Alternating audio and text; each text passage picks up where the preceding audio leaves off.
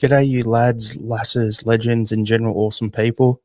Welcome to the Celtic Down Under podcast. I'm your host, Jarrod, and tonight I'm joined by John and Sean. How are you, John? I'm good. I'm doing good. It's been a little while. Not much changed up here. The weather's getting a bit nicer, so I've had a few beach days, which being having Scottish blood has meant that I've been severely burnt twice. So yeah, Queensland sun and all that. But yeah, good up here. It's Oh, good up lobster man. here. How are you, Sean? Yeah, good. Yeah, I've just got back from the teacher games in WA. It was quite a workout on my right arm, getting those bicep curls done, and amongst playing some volleyball and football. And You might want to specify what's done the sorry, I'll bicep demonstrate on that. your right arm. Yeah, was it? yeah. That, But you that- might want to do Yeah. that. People, some people might think you're up to something else, mate. But anyway, Yeah, late night bicep curls. That's what we were thinking. yeah. Well, it was not. yeah. So just, on today's podcast, we've got quite a bit to discuss from the last week. So we've got both the home and the away legs against Leipzig in the Champions League. We've got the St Johnstone game from the weekend, and a couple other topics to get stuck into, and then we've got to preview the game against Hibs on the weekend. So what we'll do before we start, just if you haven't already done so, please subscribe to the Celtic Down Under podcast. If you're listening via a podcast app, please subscribe there. If you're watching on YouTube and you haven't already done so, please subscribe there. We're trying to get that up to 1,000 subscribers on our YouTube channel as soon as possible, because that way we get moved up in the algorithm and then more people get to see our amazing heads. So, yeah, if you Maybe can you do shouldn't. Maybe help don't. us out.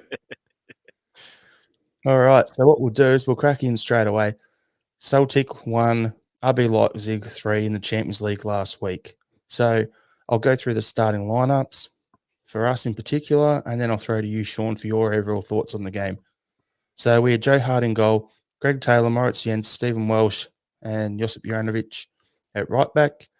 Rea Hatate, Callum McGregor, Matt O'Reilly in the midfield, with Jota, Maeda, and Furuhashi up front.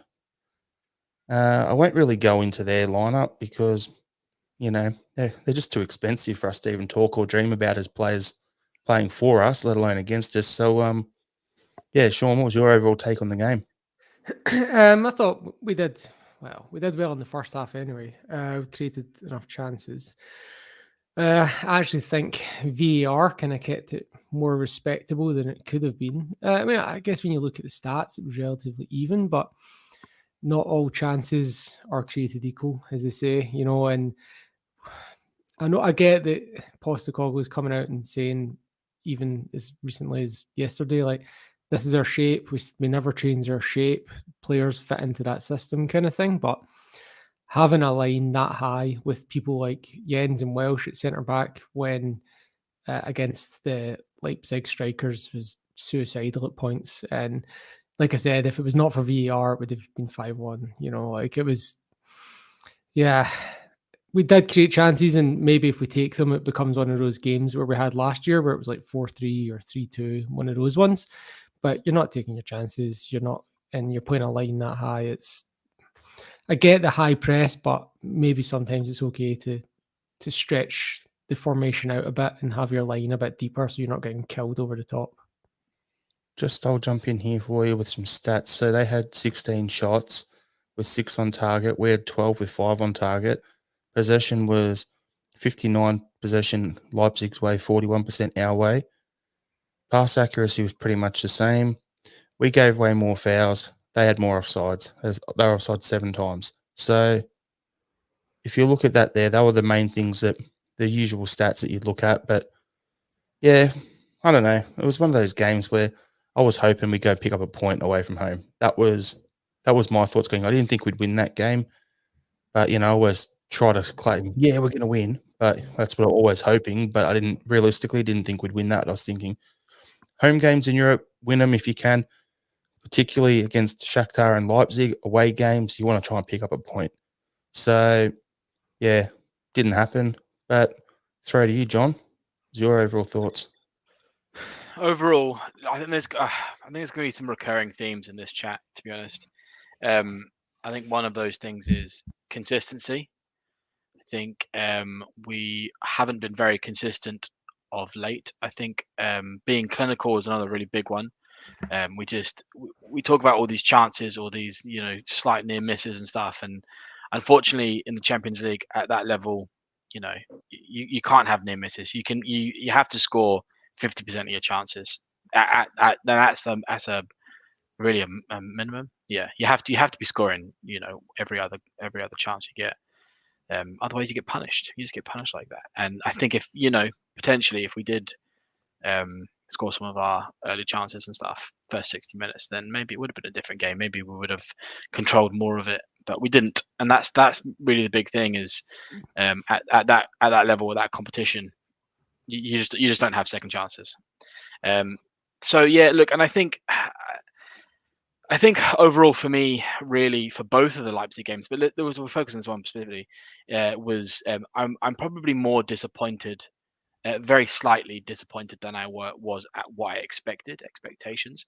I think we all kind of convinced ourselves before this Leipzig game that we'll get something out of either of them, and I just don't think that was necessarily going to happen.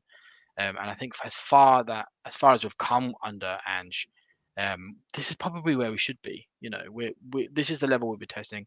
RB Leipzig, a phenomenal team. Yeah, okay, they didn't do great just before the group stages, and they kind of had some iffy ones before we played against them recently, but they're still phenomenal, right? They're still, man for man, they were just far better than we were. And yeah, I think if it was, I think I agree with Sean. If it wasn't for VAR, if that was a domestic game, it would have been an embarrassing score. And some of them, I think, our biggest problem is our defensive positioning and that transition into our defensive phases and stuff. And that was, we just get punished. So overall, slightly more disappointed than I am optimistic, but or realistic, whatever you want to look at it. So speaking on that though, John, like what you're saying makes some good sense. Like the defensive positioning, 100%. Like their first goal, there would have been an offside given for their first one that was chalked off. Then the second one they scored and they sprung the offside trap. So it was great pass to get through. I'll give credit on that goal. Our defense wasn't great as it needed to be. Then later on, second goal for them, Joe Hart just has an absolute brain fart. It's the nicest way I can sum that up. Like absolute shambles of a situation there. And then their last goal was world class. Like the way they went up the touchline, got the ball over, good cross, nice finish. Doesn't matter who was in goal. Doesn't matter who they were playing. They still would have scored a goal in that situation. I don't care who's in goal. So the third goal, I look at it and go, that's just too good. And I think just to add to that, Jarrod, on the Joe Hart thing, I think we have to remember two things with that. One, I think that's the keeper that we have to expect to get, right. Joe Hart was let go from Man City and potentially had this sort of downward spiral of a recent career because he couldn't pass the ball around because that just wasn't part of his game, right. So got shipped because of that, right. And also players make mistakes. We're not going to hold over him. I see a lot of people thinking that. I've seen a lot of people on social media like really slating him for that, and it's like keepers have bad games and or have bad moments. And think of that boy, was it Karius for Liverpool in the Champions League final? Yeah. I mean, it's really his career. I get what you're saying, John. And the key thing of that, I'm just going to lean on the back of that, is players make mistakes during the game, misplace a pass here and there. They, miss shots, whatever. Against Real Madrid, Maeda scuffed it. He should have scored. Yeah. Okay. But then you look at this situation with Joe Hart, because he's a goalkeeper, there's no one behind him to help him out if he makes a mistake. That's why it's even worse. So, yeah, I get it.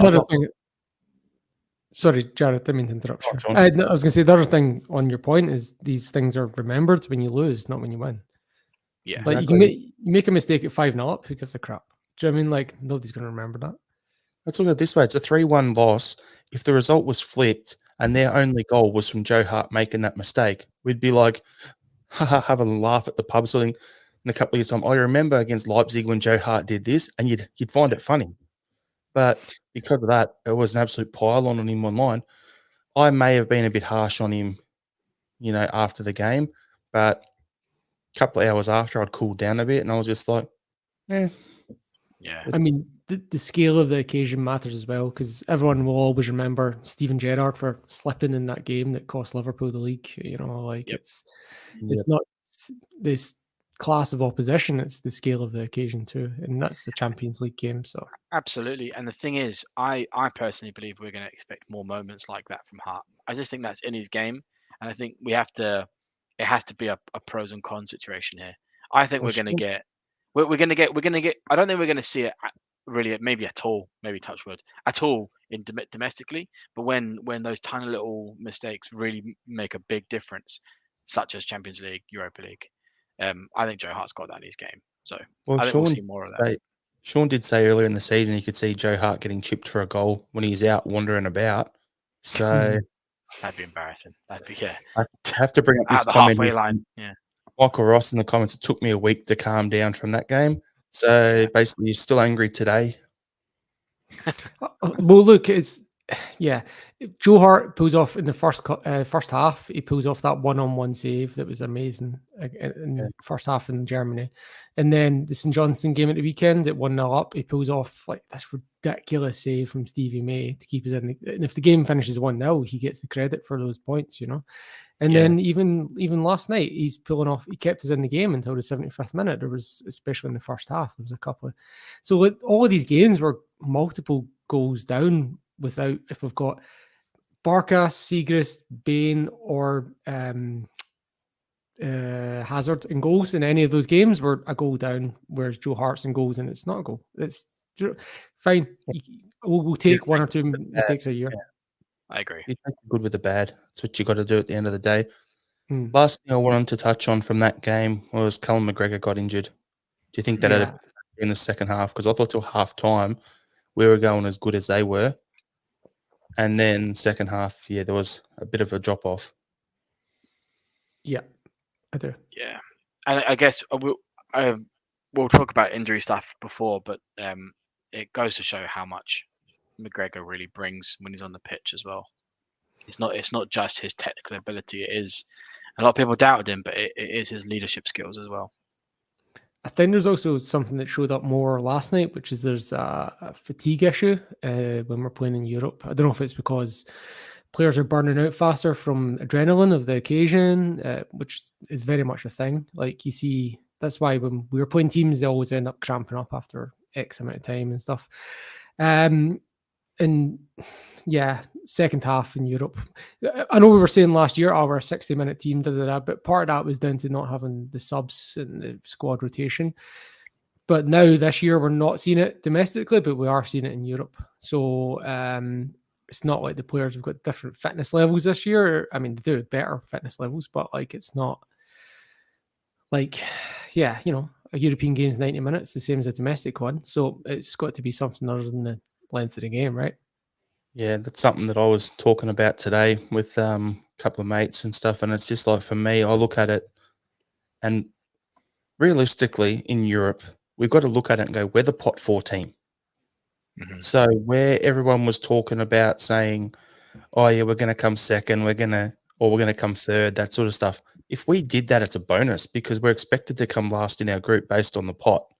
Yeah. So things have gone to form. Now you look at the group after 4 games and it's the pot 1 team is in first, the pot 2 team's in second, the pot 3 team's in third, pot 4's in fourth. So it's gone how it should have gone.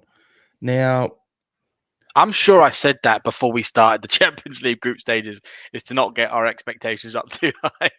I believe you did. But the thing for me is it's not anything other than, as Sean was saying, we're a 60-minute team. And this year, there was a stat last week that we are the youngest team in the group stages on average in the Champions League this season. Yeah, wow. So if you look at that, and then you look at Callum McGregor, who's played so much football for Celtic, and he's only played 11 Champions League games before this season, like actual group stage games, not qualifiers. the player who you think is one of our most experienced actually isn't all that experienced. He hasn't even played 2 full group stages in the Champions League before. So Joe Hart's our most experienced at that level. And that's it. So realistically, if you look at it and go, this year, we're in the Champions League. We won the league, the group stages. We're good to 55, 60 minutes, and then we start to fatigue. So I'm looking at it going, is it, you know, a matter of us getting used to it and getting experience. So then this year, we're good, we're competitive till 60 minutes. Next year, when we go in, we win the league, we qualify again. Next year, we've got to get it. So we're competitive against the pot 1 and pot 2 teams, 75, 80 minutes at least as a minimum. Against the pot 3 teams, we want to be able to challenge them and go the whole way and beat them over 90 minutes. That's the question we've got to do. Because coming second. Go on, Sean. No, sorry, carry on. No, I could keep ranting for the next hour. I was going to say, building on your point, if you think of like a comparative club, we compare ourselves to Belgian teams quite a lot. And Club Brugge, like last year, they had Leipzig in their group as well, and they finished that group with 4 points. The year before, they don't think they won a single point. I'm just trying to find it now. But this year they're on 3 wins out of 3, and they got 8 points the year before. But that's the kind of one we're looking at. They've finished 3rd, 4th, and this year they're top in their group with Atletico, Leverkusen. So it's what Andrew's saying about experience counting and belief. It's surely he's right. Surely, and what you're saying, Jarrod. Sorry, not just what Andrew's saying, but what the two of you are saying. There must be something to that. And not just to say age of players, but experience rather than just age. It's those tiny little factors that are really hard to quantify for us fans, right? It's maybe a slight style change in training. It can be just the way that Ange does his talks before games, or the psychology of staff, and all those tiny little things that I think will build up. I think Bruges and Porto's are really good. They're really good teams to start what we should be trying to emulate, to be honest. I think I was thinking about this today as well. I thought like maybe Leipzig is a team that we all aspire to be, a competitive team in the Champions League, but probably never going to go and win it. So maybe Bruges and Porto are more realistic. But even then, Bruges and Porto are the benchmark we're aiming for. That's not where we're at. Yeah. We're more exactly. That's exactly it. Dynamo Zagreb, Victoria Pilsen. Do you know what I mean? Teams that kind of flirt with it and come in and out every few years. We'd need to be, if we're in there, say we win the league again this year and get in again next year, you'd be like, okay, we're building on next year, but whereas at this point we're not. The last time we were in there was 2017, something like that. I don't remember. Yeah, the Rats. Time. Years ago, Roger's last seat. I think it was his second last, but yeah. Yeah. But even, I don't know, man. Like Michael said something in the comments there, creating chances galore, and it kind of made me think of. Got to read the rest of that. Yeah. Simple remedies by Haaland, yeah.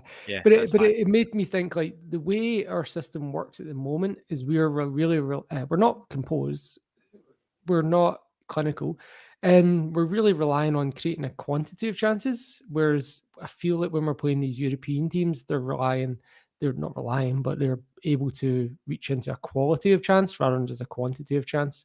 If you think about like the goals that Real Madrid scored, think about the goals that Leipzig scored last night, we don't create chances like that. We're more kind of blood and thunder and full on try to get mistakes in a defense, or just kind of rip through a team, or get a fullback and smashing a ball across sort of thing. The only chance that we've really had in the last 2 games that I think European games, I should say, that would come to that kind of level of quality would be if you think about the Haksabanovic cross to where Kyogo headed it over, like that's the sort of chance where we're compared that to like the Leipzig last goal last night. That's your sort of level of quality. So I do think Haksabanovic in particular has that kind of quality that we're looking for. But I think a lot of our players, like people at Maeda, are more perspiration more than inspiration, and I don't know if that's something we can compete with. I don't know. Like, can we find that quality? Maybe we need to get lucky on a couple of signings. I don't know. Like, but at the moment, we're very much quantity over quality, which works domestically, works a little bit in the Europa League, but doesn't seem to be working in the Champions League. It's a very similar thought that I had, Sean. And I would be really interested if anyone ever had this to see what, like, I don't know if XG is quite what I mean, but like the expected goals from opportunities or something like that. Because I'd love to see how what type of the quality of our opportunities are, rather than just because they're all near misses, right? Or they should be goals. We all say they should be goals, but should they be, like, how difficult would it be to actually score those opportunities? I think some of them are sitters and we should be scoring them. But I think some of them, like you're saying, like the Kyogo or the Maeda headers, like they were never gonna. They're always going over stuff. But Case in so point, John, last night in the game there was a shot where I think it was O'Reilly maybe or Turnbull, one of them. They get the ball in the box around just by the penalty, and it's like it all opens up for them, and you can see there's an angle to go to the right of the keeper, and they hit it straight down the guts to the keeper. yeah, And Yeah. I'm like, there's a comment here from Michael as well, which is saying before last night, 15 shots on target. So In Champions League, in the Champions League, and then you look at it last night there, 16 shots. We'll just roll the second Champions League game into this convo, and then we'll go to the weekend's game. So we've got something positive to look forward to. But 16 shots for us, 2 on target. So we've had 17 shots on target through 4 group stage games for 2 goals. That's it right there. and that's not even including things like when you think about Maeda fluffing against Real Madrid, that wouldn't even count as a shot on target with it. Like No. so that's a chance. You know what I mean? That's a quality chance, even if it doesn't count as a shot. We can look at shots on target, but it's about quality of chances and then exposure to take those. Shots on target is a good stat, but it's very superficial. It's an old school one, right? It really needs to be. You can get a shot on target, like you said, Jarrod, if you just punt the ball straight at the keeper. Shot on target counts as a shot on target, right? Yeah. But it needs to be what type of crosses are we going to get? Is Haksabanovic in a great place to give a decent opportunity for someone else to score? Blah blah blah. I don't know. Somebody clever will be able to come up with some sort of XG stat. There you go. We've got one here for you, John. Shakhtar had 4 on target versus Leipzig and scored all 4. Yeah, well, And that's that's it. very clinical, isn't it? There's no need for expected goals or anything like that when it's 100% conversion. Yeah. So we'll quickly go to this morning's game. It was this morning for us. For everyone over there, last night's game. It's a 6 a.m. kickoff. Not too bad for us over here for once, over in Melbourne. Happy days. But yeah, we had Hart and goal, Juranovic, Carter Vickers, Jens Taylor, O'Reilly, Hatade, Abada, Haksabanovic in the 10 role, Maeda out left, and Kyogo in the middle. No Jota because of an injury, and Abada went off early, injured as well. Have we heard anything about that injury yet? No, apparently it's his knee. That's all I know. Was that Abada's injury? Yeah. Yeah.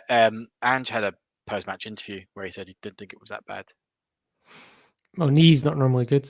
I heard McGregor's back after the World Cup. Is that right? But yeah, Jota was a miss. Jota was a miss this morning. He's got that kind of quality that we're talking about. It's no coincidence that he's the one that's getting goals in the Champions League. And last year in the Europa League, he does have that extra quality. Yep.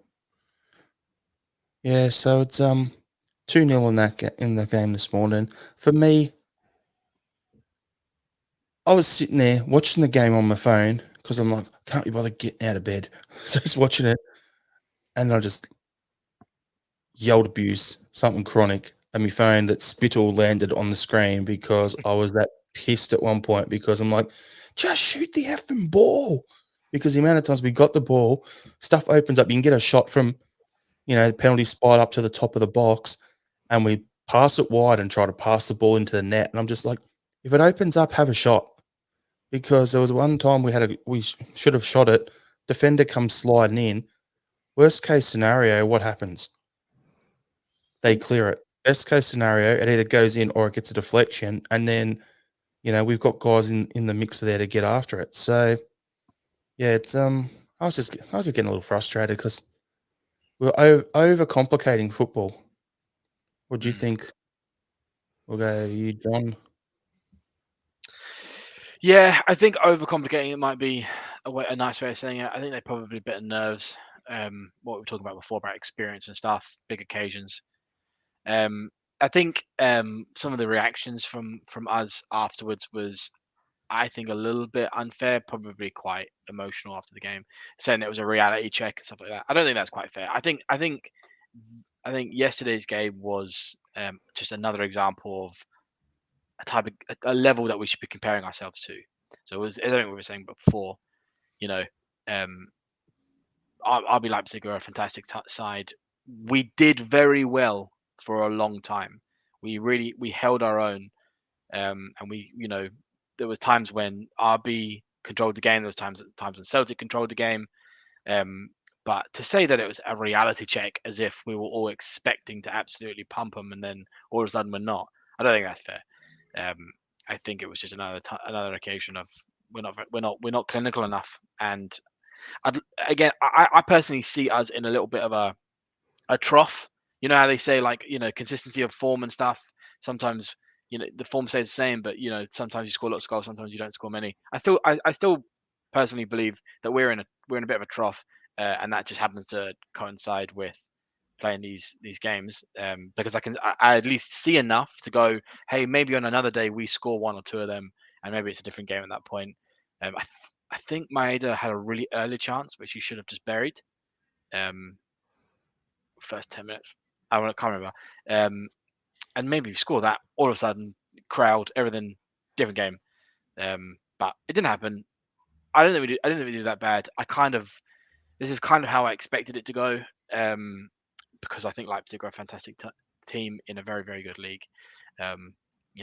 So yeah, overall, it's just kind of what I expected. A repeat of the last game, to be honest. And Sean, what we'll do is we'll throw to you for your thoughts, then we'll go through some comments. Yeah, similar to John. I think O'Reilly's actually done a pretty good impression of Callum McGregor in the last two games. I've been impressed with that. But again, missing Jota and Abada injured. I thought Forrest did okay, actually. I think he did use his experience, certainly later in the game. But, at 0-0, both teams have chances. Whoever's going to be the first to take a chance is going to have an advantage. But even at 1-0, we had a couple of glorious chances and they go up and score. I thought, to be fair, that when it went to 1-0, it kind of looked like a lot of the, particularly Jarrod, just gave up on it. Whereas in earlier in the game, he's not giving up in that run. He's or even in a domestic game, I don't know how you kind of legislate for that. He was rested at the weekend, so it's not anything else really other than, I don't know, what is it? Is it mental? Is it just he gives so much more in a Champions League game? Is it adrenaline? We kind of touched on it earlier. Yep. All right. So what we'll do is we'll hear from the gaffer first, and then we'll go to the comments. I think the worst thing you can do is kind of now shy away from doing what we're doing because we haven't had success immediately at this level. And my sort of theory on this stuff has always been that you just got to keep persevering, heading down this road. Again, if we were getting outplayed and not creating chances, then that's a different sort of mindset we needed. But I think we're very close to becoming a really good team at this level, and that process can't be fast tracked just because I want it to happen. You still got to go through the steps, and the players have got to go through the experiences. Like I said, the worst thing you can do is be real close and all of a sudden shy away from it because the results aren't there or because of scrutiny or whatever, and miss the opportunity to be a really good football team. So I think he sums it up perfect there. That's what the majority of us are thinking. Got a few comments we'll go through, so we'll start at the top here from Michael Ross. Last night was a real kick in the hee-haws. You've got Mark Duffy, we can't lose focus on where we are. We're a young team, just inexperienced at Champions League. We will learn and improve.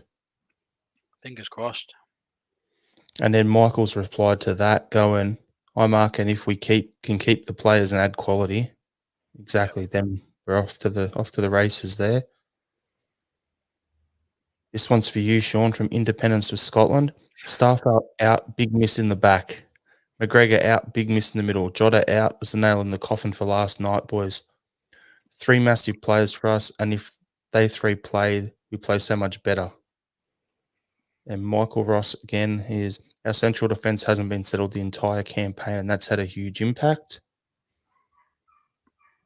We got Sid64. We thought we'd do well in the groups. The group had other ideas. I kind of like Ange's point about having to get the experience and follow the process. Because when you think back to our domestic start last year, we had obviously similar problems against Hearts, Sevco, and Livingston, where we had 3 wins out of 7 games. But the problem with Champions League is it's another level, and he recognises there's steps to go through, but the problem is you only get 6 games. We've only had 4 so far, and it took us 7 games to plus cup, so like maybe 9 or plus more to kind of get things even just slightly moving domestically last year. But Champions League, you only get 6 of them this year. Although, Sean, you usually get at least 2 weeks between Champions League games as well.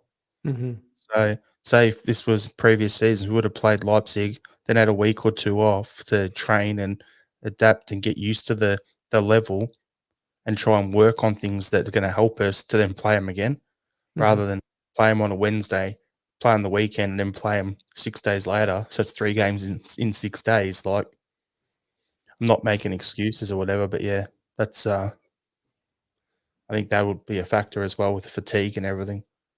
Maybe we should be looking to play these teams in pre-season instead of rocking up to Rapid Vienna and whatever second division Austrian team and Sparta Prague, whoever it is we play every year. Like, maybe we should be looking to play Leipzig instead, and play Barcelona in pre-season. Like, I get that you're only going to be playing half a team, but it's still going to be more of what we're kind of the level we're looking at, right? Yep. Yes. So got a couple more comments to bring up here. So McCormick has said, "We haven't played well since the Rangers game. It's worrying times." Independence for Scotland was, "It's not that we're playing bad, it's that the ball just isn't going in the net." And then to back that up, 26 goals in 6 games, now 6 goals in 7 games. Just some football that happens. Yeah. It's And then peaks and troughs. Vanessa's final comment here is, "I wish the Japanese lads would stop helping opposition players up." Me too. No, I disagree with that. I think that's That's a fine. cultural thing for them. Yeah. I think you get away with a tackle if you do something like that. Yeah. Referee will let you away with a tackle if you do something along those lines. Not just that. I mean, it doesn't. Things like that don't change the outcome of the game. It's just polite people being polite. It doesn't detract on their ferocity or their drive to win the game. You win classy, lose classy, apparently. Some people are never classy, but yeah, we try to be. Yeah, so I think overall we'll just leave you there at that point. Like, it wasn't ideal. It's been, but as we spoke about, levels, we'll get there in the end.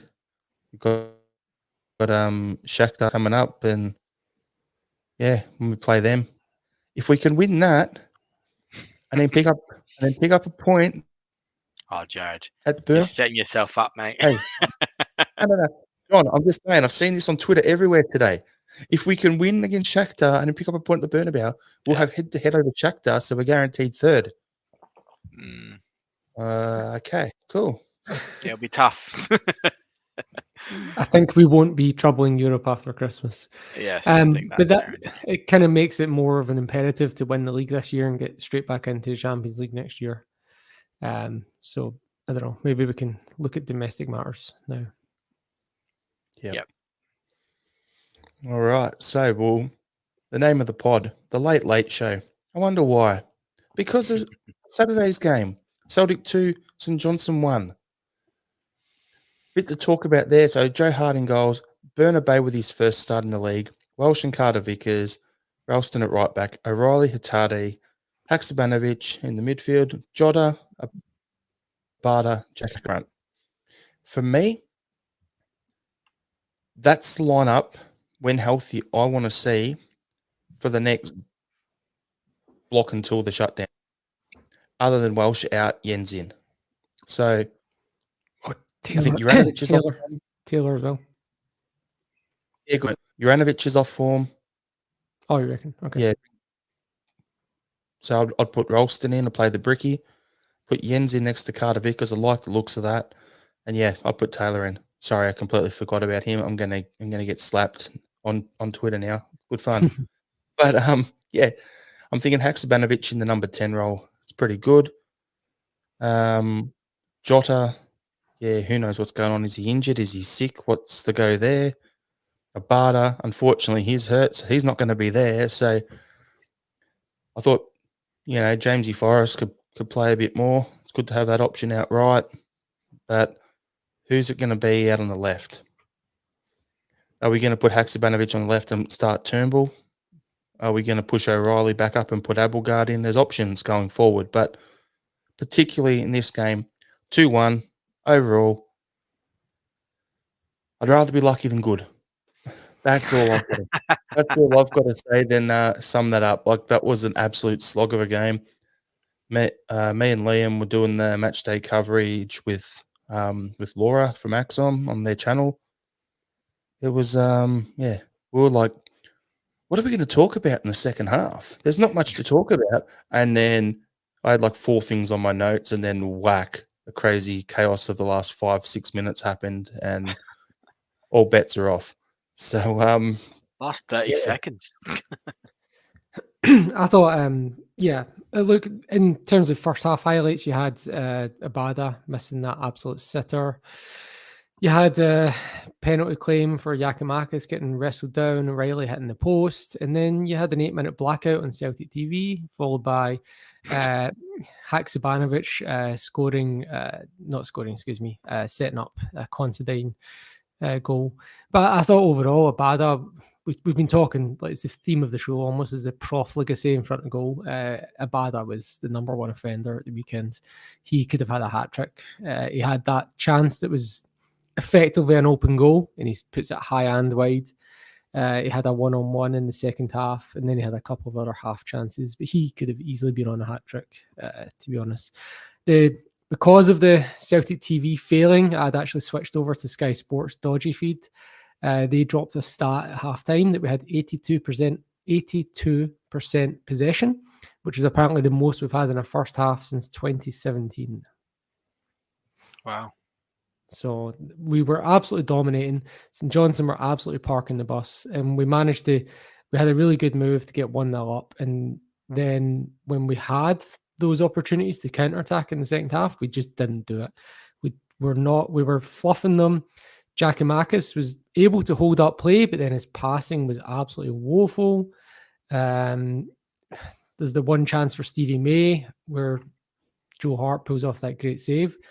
And you're thinking at the time, oh, they're going to get another chance. And sure enough, they do, and they scored their next chance. I thought Carter Vickers was colossal throughout.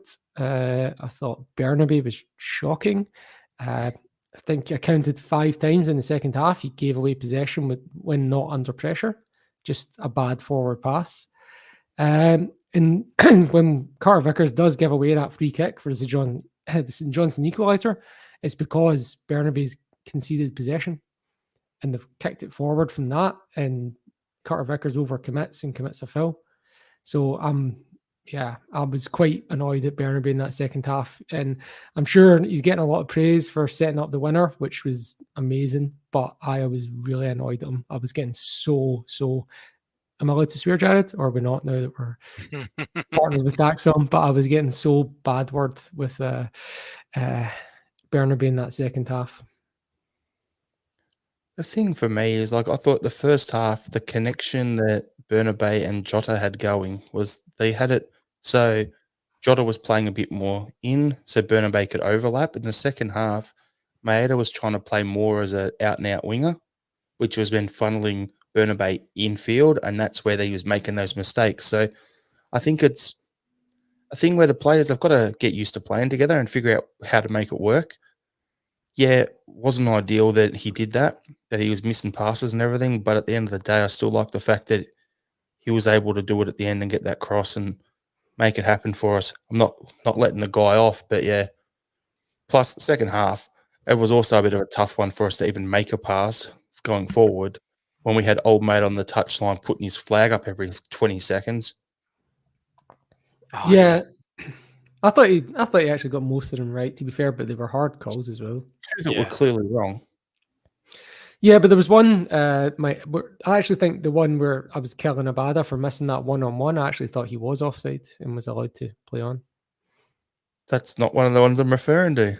There was okay, so there was the one they called offside early on where the centre back nearest to the side the cameras are on, his foot was on the ground that played us onside. I think that was Giakoumakis maybe who scored.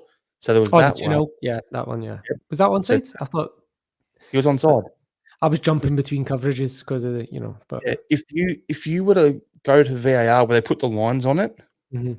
I'm telling you, the centre back closest to the camera side, his right foot, because he had his back towards where he was basically there, and Giakoumakis' foot was there, so he was slightly behind him. So to me, that was onside. Giakoumakis' arm and chest was in front, but it's the point of contact on the ground, so it's your foot. That's what it goes off. So that would have been onside if VAR is in place and being used properly. Mhm. And then there was Forrest springing the offside trap. I think it was Forrest anyway. And he was onside, and was clearly onside, and the guy put his flag up, and it would have been a one-on-one with the keeper. Yeah, I remember that one. Yeah. So those two he clearly got wrong, and one was a goal and one was a one-on-one with the keeper. So you'd hope that it'd be another goal. So there's 2 goals pretty much taken off us. So it would have been an easier day at the office if that happened, but we still got the 3 points at the end of the day. Yeah, but we also should have had. Well, there was the one. So the whatever former official that briefs the mainstream media came out and said the St Johnstone goal should have been chopped off because of the pull on Giakoumakis' jersey. I thought there was a worse one in the first half. About I think it was 18 minutes. I've got written down here. No, 15 minutes, where Giakoumakis is in the attacking half and gets wrestled down, and it would be it would have been a free kick in that if Giakoumakis does it in the other direction. But then there was another one in the second half, 52 minutes, where the ball comes in and Maeda kind of fluffs it, and the St Johnstone player just punches it out of bounds. Do you remember that one? Nah. No. But a while ago. so Maeda's try to do some sort of fancy overhead kick thing going on, and the St Johnstone player's caught in between him and Giakoumakis and just kind of accidentally punches it out of play, and they gave a goal kick for it, which was doubly interesting. I thought VAR would have been more comfortable with VAR in that game, I felt, in terms of the results. But yeah, you got to love that fight to keep going to the end. Do you know what I mean? That's it. That's what it's all about. Look, the only comment I'll make. Well, I can make many. I think Barnaby's got enough for me to have a half hope that he's going to become good. I think he was shocking in that game, and the passing overall was terrible. But I think he's got enough forward drive that I think he could be. Yeah, actually, now don't kill me for this, but he kind of has a body about him. He kind of has that same sort of mold, sort of can't really defend, can't really pass, but is quite good at running forward. That's kind of it now. As an athlete, not a footballer. Yeah, that's and hopefully he's young and the rest can come with it. But and as much as the Giakoumakis goal was phenomenal, and I was it was late night here, and I was definitely jumping up and down for a St Johnstone game, but it was fantastic. I personally blame Carter Vickers for their goal. I just don't think you can be given. I don't think you can give a foul away like that, because as soon as that foul was committed, I absolutely knew that they were going to get a goal from that, because it's an easy goal. you just float the ball in, and most of the time it's going to be scrappy. So all you need to do is put a foot on it and it'll ping about and hopefully go in, probably go in, or you get a straight head. Get it in the mixer, John. You just put it in exactly, or you get a clean header, and it's. I think those free kicks are very, very easy to score. So I could put all my savings on it, not very much, but I could have put all my savings on it that was going to be a goal. So I think CCV needed to either win the bloody challenge or control himself and do something different. But yeah, I'm just going to say it was like a minute of cluster after cluster after cluster. So there was the foul, then it was CCV jumping for the initial header that he missed. Then you've got Giacomakis being pulled, and then because he's being pulled and Kardovic has missed, Welsh is caught in no man's land. Ball goes past him to then get through to their guy to score. So it was like 4 mistakes. So mistakes that led to that. When you put Bernabé's past him as well. I get what you're saying about blaming Carter Vickers, but it always sticks in my mind how much Stephen McManus used to get blamed for having to cover and not being able to cover for Lee Naylor being out of position. And that one kind of always sticks in my mind. Like, don't blame the centre back when it's the fullback's fault, if they're not able to cover for someone else not doing their job. I think that's valid. I think I agree with that, but I just think it's the area in which he commits the foul. I think if he commits a foul anywhere else, it's less of a big deal. I think that area where teams like St Johnstone just float a ball in, and they just chuck everyone in, and they just very lofted cross in. They're always goals. They're nearly always goals. So I think what maybe I'm being a bit harsh because I don't really know what else CCV does there, but I think most of the blame is apportioned on him for that. Okay, I'm gonna be mediator here. John, I see your point. Centre backs have got to do better. However, Sean, I see your point in that don't blame the centre backs for the wing backs or the full backs stuff ups. What I noticed in that game was, remember those first 6 games last season where people were saying Ange is going to be sacked, he'll be gone by Christmas, blah blah blah, all that sort of stuff.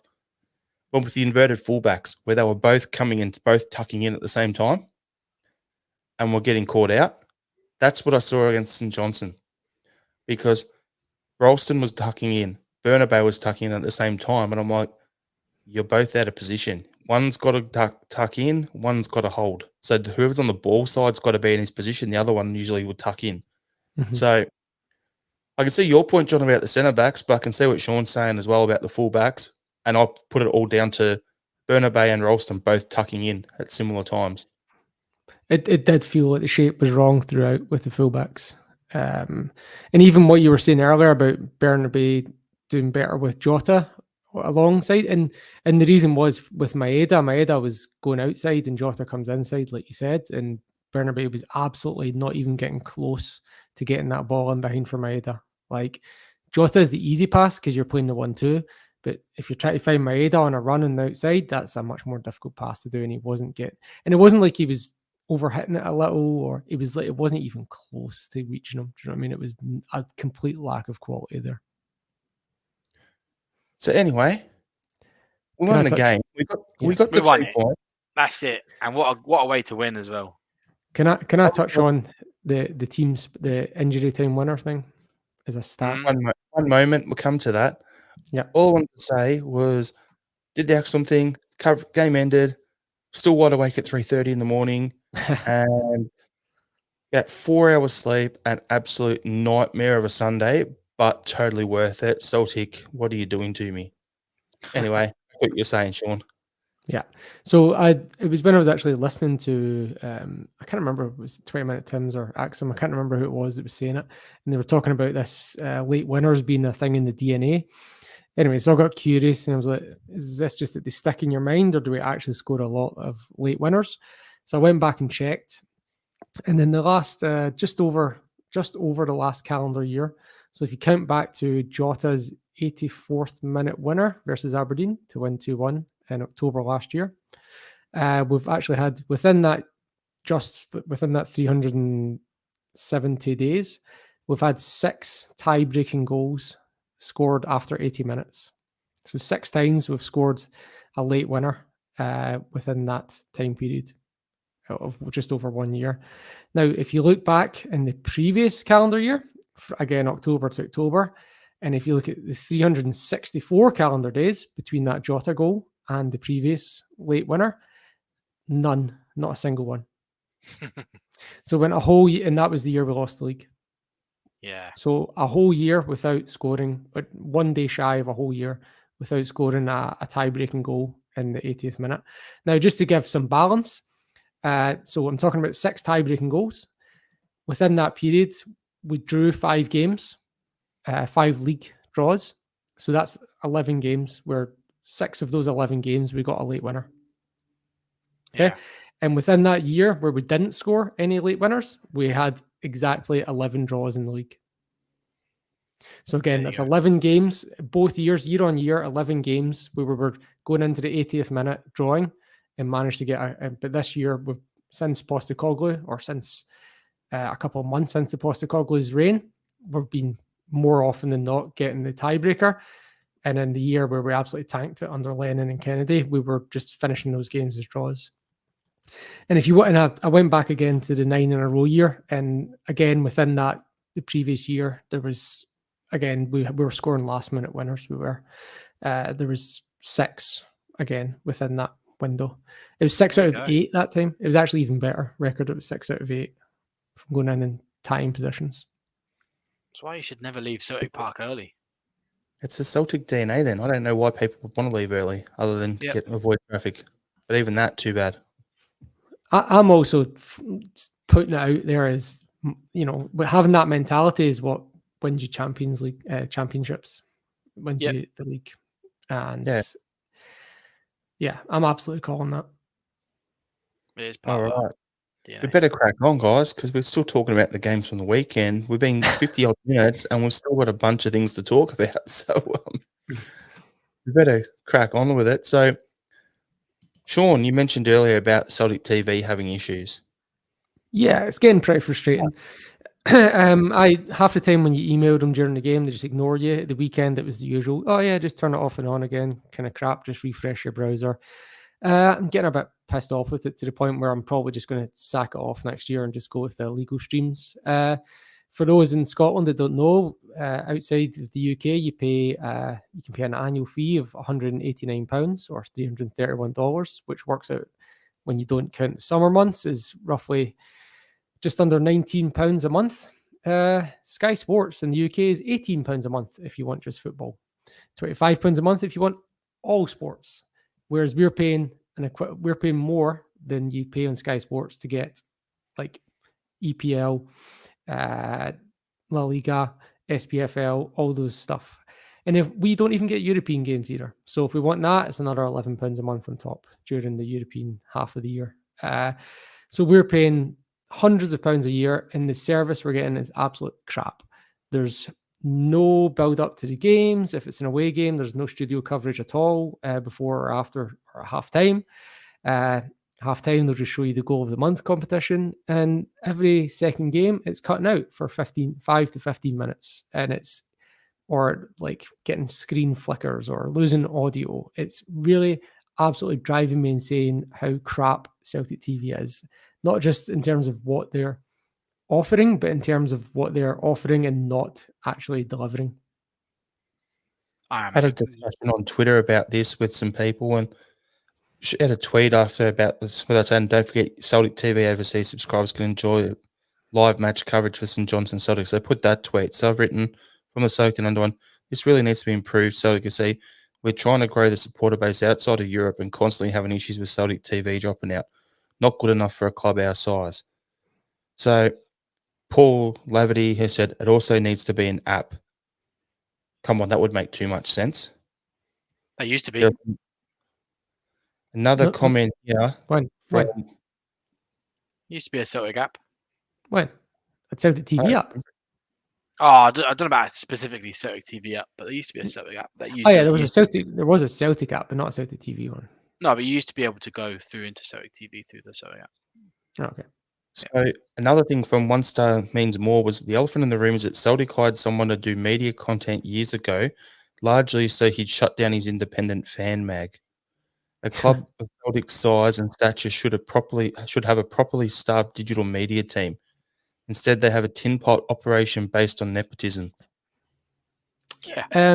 I'm actually going to shout out here to Neil Doncaster and say, how about we just get all the teams in the league to pull together and take this away from Celtic and make an SPFL TV package?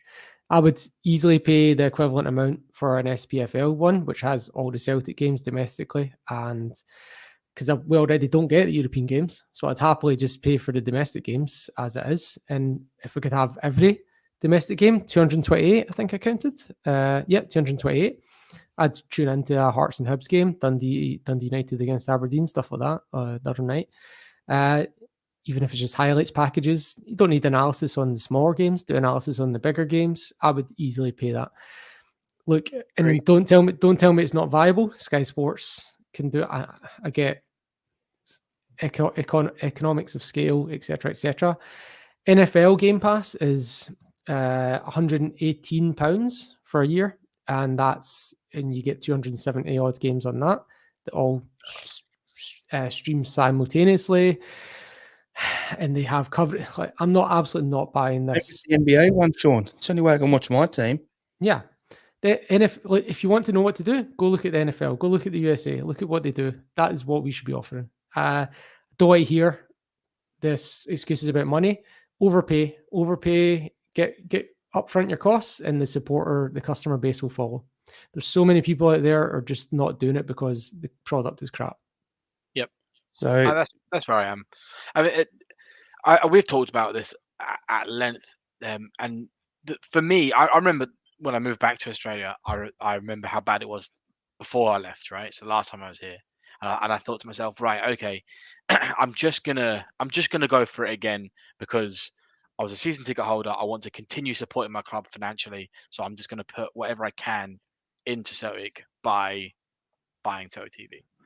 It's gotten to the point now where I would rather buy, I don't know, every jersey that comes out every year than even bother to spend any money on Celtic TV. It's atrocious. I'm done with it. So I'll give you the last couple of comments on here. So Malachi Begley wrote, streaming matches through a browser is a joke. I'm paying top dollar for a service with a rubbish resolution. It drops out frequently, etc. It's actually simple to just publish Celtic TV as a native iOS and Android app. So there isn't an app at the moment. So I've replied back saying it needs a lot of work to justify the cost, that's for sure. I'd love for it to also have pre-game, post-game shows. Also, if it showed the women's games and B team games, that would be amazing. Like, how hard is it to do that? And then another reply to that was another great point. Lift service is paid to supporting the women's game, but somehow the club can't fit the Celtic women into the sparse media schedule. Yeah. So it's a massive opportunity to provide a platform for Celtic teams and activities across all platforms. My response to that is if a club like Millwall can put their B team or youth teams, their women's team and their senior team in their iPad app, it costs equivalent of 10 quid a month. Why can't we do it for a club our size? Yeah. Do you know what else is even worse, right? Is if I'm waking up at 5 a.m. to watch a game that started at 4 a.m., I can't do that. I can't watch it. I have to wait till an hour. I have to wait till an hour after the game is finished. Any other app I'm using, I can go in and choose my start point. Do you know what I mean? I can go in and go, yeah, click watch from the start, even if the game's still ongoing. Celtic TV, it's not. You're either watching it live or you have to wait an hour after the game till we upload. And they're uploading it in two halves, but both halves goes up at the same time. It's like, why can't you upload the first half while the second half's ongoing? Do you know what I mean? Like, and not just, do you know what, this is dead petty, but why they always get the order of the halves wrong. So they always put like the second half first. You want to watch the fucking first half first, and then the second half. Put it in that order.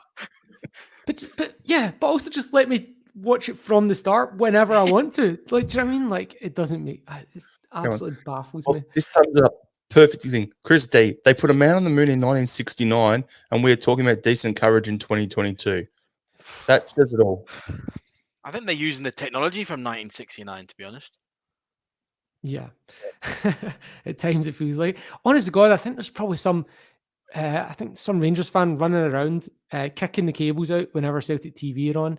I mean, Yeah. like, or whoever we employ, he's got some Hun sitting behind the desk somewhere just flicking a switch. Oh, this will piss off those Terriers. Like, I mean, what else could it be? Do you know what I mean? Like, it doesn't make any sense. Like, how's every other media organization in the world got a smooth running system, good coverage, happy customers, not Celtic TV? We're just, oh, if fans are loyal, Okay, we'll be final good. thoughts for you guys, for No. John and Sean with this topic. Well, John, you were about to say something. The answer is Celtic TV worth it for Andrew Galea? No. No, it's Not not. even a little bit. And this is what I was going to say. I think Celtic TV would be worth it for, like, I don't know, £4, £5 Yeah, a month. £5 But a month, yeah. Not the fuck. I mean, I'm paying for the European games, so it's £22 a month for me.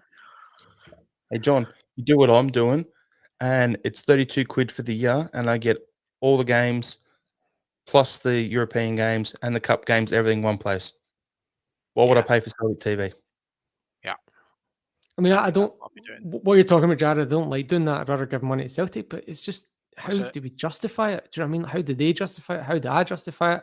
I'm Yeah. just going to buy DVDs and shirts. That's it. I'm just going to do all that and just, support them financially that way, because I'm getting flogged. We're all getting flogged. We are. We mock the Rangers fans for having 4 kits and overpriced shirts and stuff like that, but yeah, Celtic TV is what our club does to take the piss. So anyway, Yep. we had another big topic, but I'm like, if we crack into that, we'll be here for another half an hour. So we'll leave that for next week when there's only one game to review. So I Yep. just wanted to ask you guys a quick question. Connor Hazard won the Finnish league with HJK Helsinki. Is there a future for him back at Celtic, or has he found his level out on loan in Finland?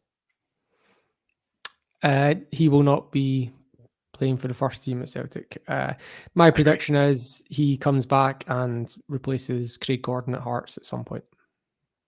Oh, that's a good shout. Yeah. Yeah, I mean, I agree. I think he's on his level. I don't think it's a bad thing.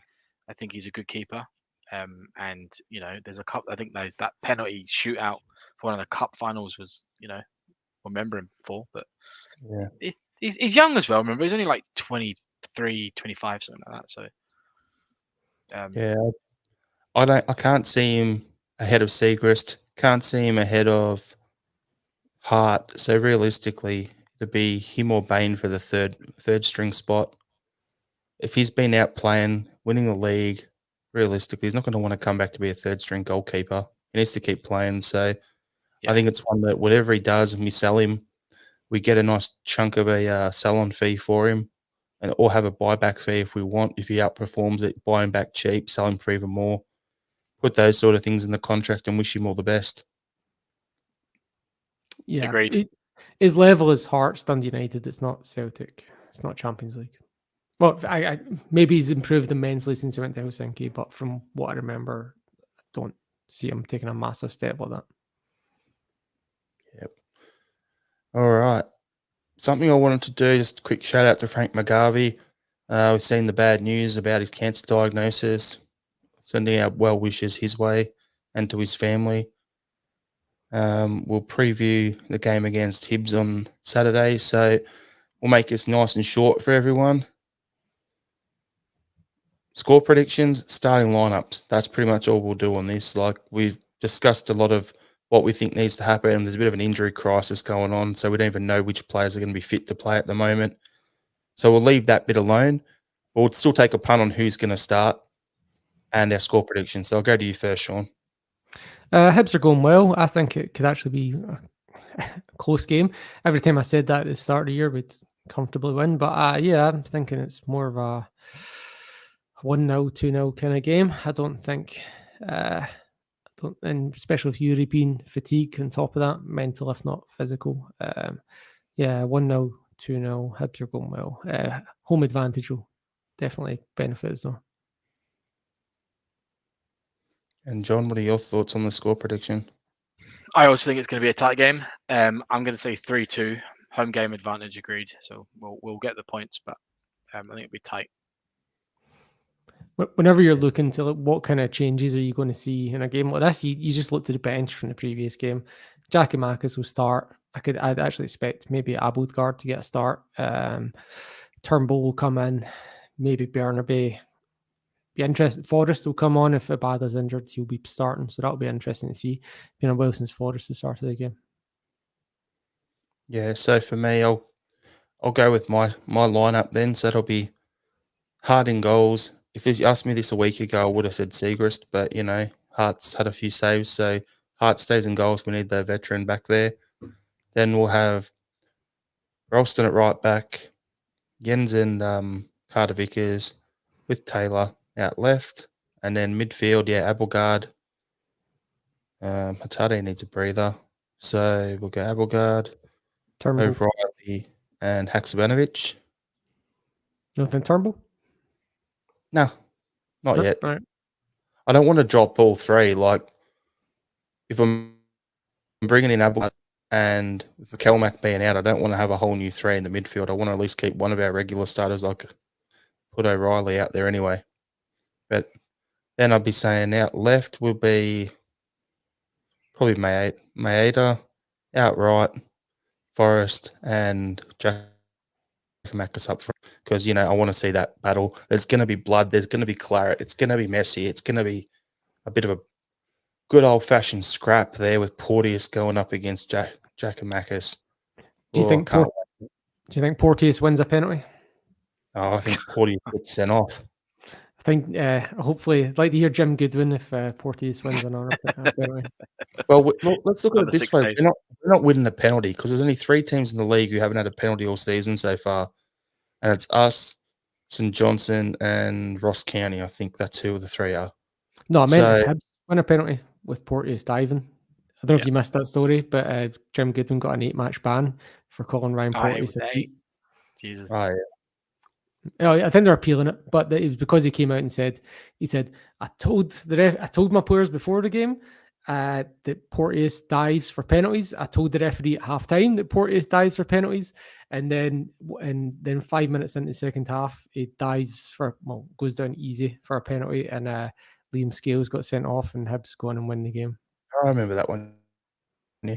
And I'm just going to say something here. Mm-hmm. I'm going to say something on that. Like, as much as I think it's a joke that he does dive for the players, sucked in Jim Goodwin. Why put that idea in the ref's head? Porteous loves that. He was the one that was winding up Steven Gerrard last year. He loves that sort of thing. He loves getting in managers' heads. 8 games is very harsh, but there you go. I think they'll appeal it down to 2 or 3, to be honest. So my score prediction's 2-0 Celtic. There you go. Sounds good. Win's a win, isn't it? Take it, take 3 points. Yeah. All right. So before we go to our final thoughts, I'm going to bring this up. Andrew Galea, I got my tickets for Sydney for my birthday. Happy days. We'll see you up there, mate. We'll, I'm sure we'll be able to be tracked down. So yeah, be nice to meet you. Yeah, so, I think what we'll do on the Saturday, we'll just set up a stall in a pub somewhere, just stick the flags out. Anyone wants to come and chat. Yep, exactly. Got a box right here under my desk there with 50 flags in it. So if anyone wants any, they can come find us. We'll have plenty up there. Sounds good. But anyway, we'll leave that there. So we'll go final thoughts. So, John, you got any music you want to talk about? Of course I do, Jarrod. Always. I was actually at a gig recently. A month and a half ago. I went to go see Spacey Jane live in the Fortitude Valley, Fortitude Musical, which is an amazing venue if anyone has been. And one of their opening acts was a band that I very much like now called Teenage Dads. If you like the Snuts, it's the same sort of genre. So it's sort of that sort. I wouldn't quite call them poppy, maybe like alt rock, but very sort of happy and bouncy. And Teenage Dads are a bit more of like on the comedy side of things. It's always a little bit like funny songs and stuff, but but fantastic music and really sort of great show, even though they were just openers. I thought they did brilliantly. So they're my new favourites at the moment. So yeah, give them a listen. Teenage Dads. Sean? Yeah, if you've not done it already, the Rick and Morty's at his mid-season break. You should definitely catch up on that on Netflix. It's outstanding. So funny. Back to its best. So for my final thought, I'm going to steal someone else's and I'm just going to read it. I saw this on Facebook from someone called A Bit of Perspective. This was still in its infancy. When Ange came in, he talked about building something special and no one would have expected to have done a double and made the Champions League debut. The speed and ability of his team is exciting to watch and he's building something really special, but the key here is building. Rome wasn't built in a day and this team has not yet been built to its maximum. This team has gone toe to toe and for huge periods hasn't just matched but outplayed these European teams. But it's the equally frustrating thing about what has happened. We haven't had the luck we needed, we haven't been clinical enough, and we've lost our concentration too easily at points, being too sloppy and quick. We've cost ourselves these points, and that's hard to take tonight. But this is top-level football with hundreds of millions spent on some of these clubs. Lots to learn, lots to build on, lots to come. Hail, hail, 100%. It's good to see someone with a bit of positivity out there after some of the shit you see online. So, yeah, I just wanted to read that because I saw that and thought, couldn't have summed it up any better myself. Hope everyone tuning in has enjoyed the episode. Please like, share, subscribe, do all the good stuff on the socials. We appreciate every one of you tuning in and, yeah, chat to you next week. Hail, hail.